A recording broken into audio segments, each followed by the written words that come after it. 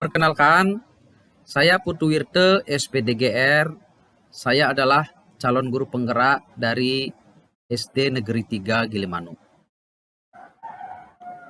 Dalam kesempatan ini, saya akan menyampaikan kesimpulan dan refleksi modul 1.1. Yang saya percaya tentang murid dan pembelajaran di kelas sebelum saya mempelajari modul 1.1, yang pertama adalah pembelajaran berbasis materi. Sebelum saya mempelajari modul 1.1, saya cenderung mengajar berpatokan pada materi. Sebisa mungkin, saya menjadwalkan agar materi pelajaran selesai tepat waktu. Dalam hal ini, saya mengesampingkan beragamnya kemampuan siswa, yang seharusnya mengawali materi pada awal semester dengan melakukan tes awal atau asesmen diagnostik untuk mengetahui kemampuan siswa, potensi siswa, dan informasi lainnya yang penting diketahui oleh guru. Yang kedua, pembelajaran berpusat pada guru. Pembelajaran yang saya laksanakan, prosentasenya lebih besar berpusat pada guru. Saya seolah-olah sumber informasi utama di kelas, memiliki otoritas yang mutlak untuk menentukan bagaimana proses pembelajaran berlangsung. Siswa konsentrasi pada apa yang disampaikan guru sambil mencatatnya. Siswa seolah kurang diberi kebebasan bagaimana cara terbaik mereka belajar agar lebih nyaman dan cepat menerima dan memahami materi. Tentunya ini adalah kekeliruan sebab mengabaikan cara belajar siswa yang beragam.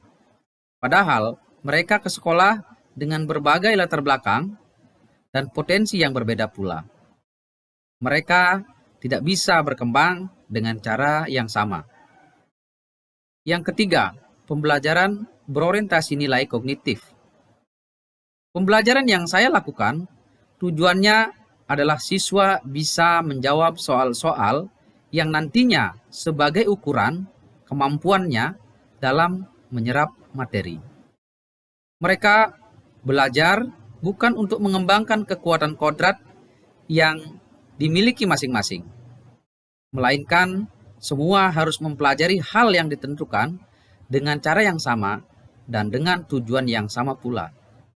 Hasilnya nanti akan ditentukan oleh tes ulangan sebagai laporan perkembangan kognitif siswa. Yang keempat, siswa sebagai objek pembelajaran. Pelaksanaan pembelajaran menempatkan siswa sebagai objek pembelajaran. Mereka sifatnya hanya menerima apa rencana guru tanpa banyak ikut berkolaborasi dalam pembelajaran. Padahal seharusnya mereka itu adalah seorang yang aktif mengembangkan dirinya melalui mempelajari materi, mencari sumber pembelajaran, berdiskusi, berkolaborasi, dan berinteraksi. Lalu, apa yang berubah pada diri saya setelah mempelajari modul 1.1? Yang pertama, yang berubah pada diri saya adalah siswa, subjek pembelajaran. Saya memahami bahwa siswa sesungguhnya adalah subjek belajar. Dengan demikian, fungsi saya hanya sebagai fasilitator bagi mereka, agar mereka lebih banyak aktif, sehingga bisa berkembang sesuai potensi dan kodratnya masing-masing. Dari keaktifan, mengemukakan ide, gagasan, kreativitas, berinteraksi dengan lingkungan, sehingga mereka memiliki pengalaman belajar yang bermakna. Saya sebagai fasilitator memastikan mereka bisa belajar sesuai dengan gaya belajarnya masing-masing, seperti menyediakan media yang tepat agar mereka belajar dengan gembira dan menyenangkan. Yang kedua, guru sebagai penuntun. Ini adalah perubahan mendasar pada saya sebagai seorang guru. Memang, idealnya guru memfungsikan dirinya sebagai penuntun atau pamong bagi siswa, menuntun kekuatan kodrat yang sudah dimiliki oleh siswa.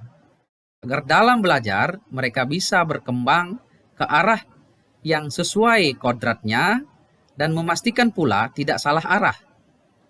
Karena di tengah gempuran informasi yang tak terbendung, pada zaman sekarang ini, mereka rentan terpengaruh terhadap hal-hal yang merugikan, yang tidak ada hubungannya dengan pengembangan potensinya. Oleh karenanya, perlu guru sebagai pamong agar mereka tetap berkembang secara terarah. Yang ketiga, perubahan setelah saya mempelajari modul ini adalah pemahaman tentang trilogi Ki Hajar Dewantara. Modul yang saya pelajari meningkatkan pemahaman saya tentang trilogi Ki Hajar Dewantara, yaitu Ingarso Sung Tuludo, bermakna saya sebagai seorang pendidik haruslah bisa menjadi fasilitator yang dapat menginspirasi siswa. Inspirasi siswa lahir karena pendidik mampu menampilkan seorang guru yang tampil ideal, disiplin, menarik, berintegritas, mengayomi, memberi rasa aman, dan lain sebagainya. Kemudian yang kedua, Ingmadio Mangunkarso, yang saya maknai sebagai seorang guru, jika berada di tengah, saya harus mampu membangkitkan semangat bagi siswa untuk belajar dan beraktivitas baik di rumah dan di sekolah, sehingga pada akhirnya mereka menjadi output sekolah yang bisa eksis sesuai dengan anak zamannya yang saya sebut sebagai anak zaman, dan terbukti melalui karya-karyanya yang mampu bersaing bukan saja di tingkat nasional, bahkan di tingkat internasional.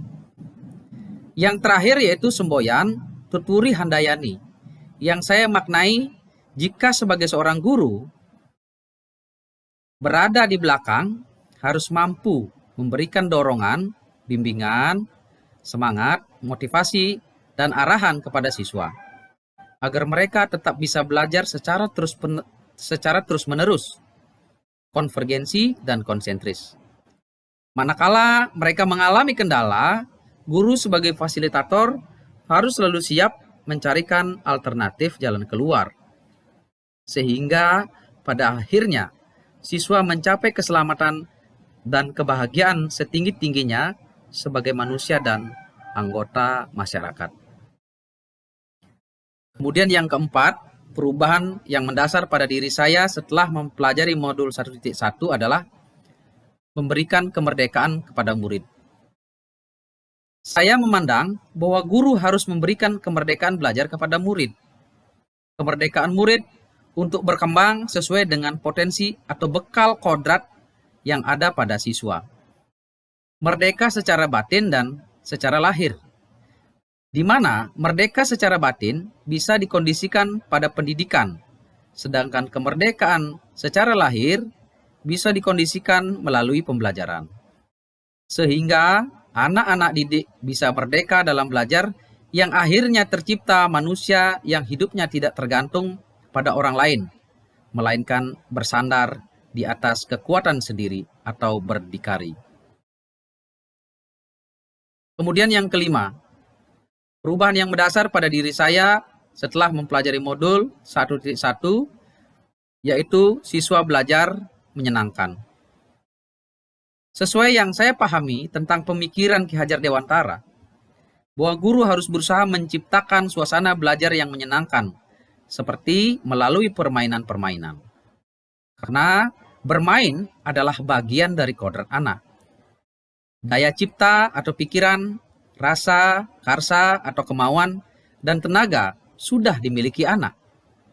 Bagaimana kemudian guru mengkondisikan agar siswa aktif berpikir, melakukan olah rasa, olah karsa, dan olahraga, sehingga kodrat yang dimiliki masing-masing anak bergerak aktif dengan adanya guru sebagai fasilitator. Kemudian yang keenam, pendidikan berpihak pada anak.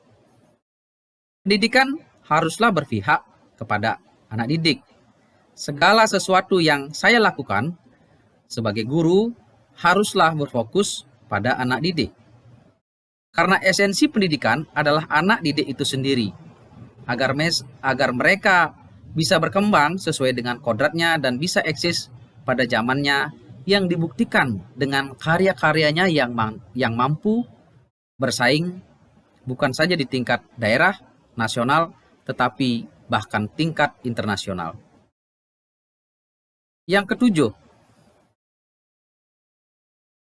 menguatkan kekuatan kodrat dari sisi sosiokultural. Menguatkan kekuatan kodrat sesuai konteks sosiokultural, saya menyadari bahwa dalam melakukan perubahan pendidikan harus mengaitkan dengan kodrat alam yang berkaitan dengan sosiokultural. Kodrat alam berhubungan dengan lingkungan asal anak berada. Alam memiliki karakteristik tersendiri, baik dari sisi geografis, suhu, musim, dan lain sebagainya. Alam ini akan membentuk sebuah kebudayaan dalam masyarakat. Kebudayaan inilah yang harus dikaitkan dalam pembelajaran di sekolah, sehingga anak dengan mudah mengembangkan potensinya, sekaligus anak dapat mempertahankan nilai-nilai budaya yang dimilikinya. Kemudian yang segera akan saya lakukan, yang pertama adalah saya akan melakukan asesmen diagnostik. Saya akan melaksanakan asesmen diagnostik untuk mengidentifikasi potensi, kekuatan, kelemahan yang dimiliki masing-masing peserta didik. Hal ini akan berguna bagi guru dalam memetakan kebutuhan belajar murid. Selanjutnya bisa merancang pembelajaran dan media yang tepat. Yang kedua, saya wajib menjadi guru penuntun.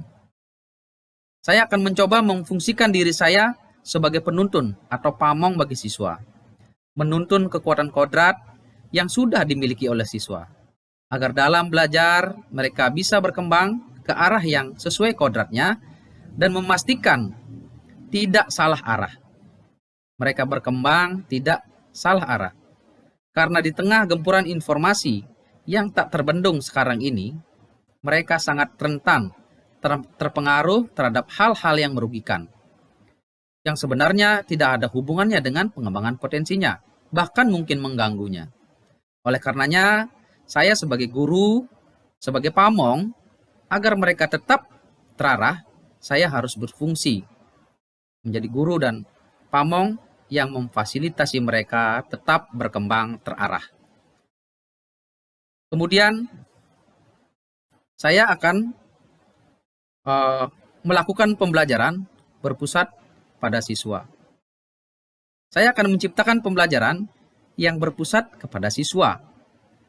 Siswalah yang banyak aktif untuk mencari sumber materi, diskusi, dan berkolaborasi. Posisi saya sebagai guru adalah sebagai fasilitator dan penuntun bagi siswa. Hal ini bertujuan agar siswa bisa mengembangkan potensinya yang sudah secara kodrati mereka miliki. Kemudian yang terakhir, yang keempat, saya akan merancang pembelajaran yang menyenangkan. Pembelajaran menyenangkan bisa disusun dengan melakukan refleksi kritis terhadap diri saya sendiri sebagai guru, tentang apa yang sudah saya laksanakan sebelumnya.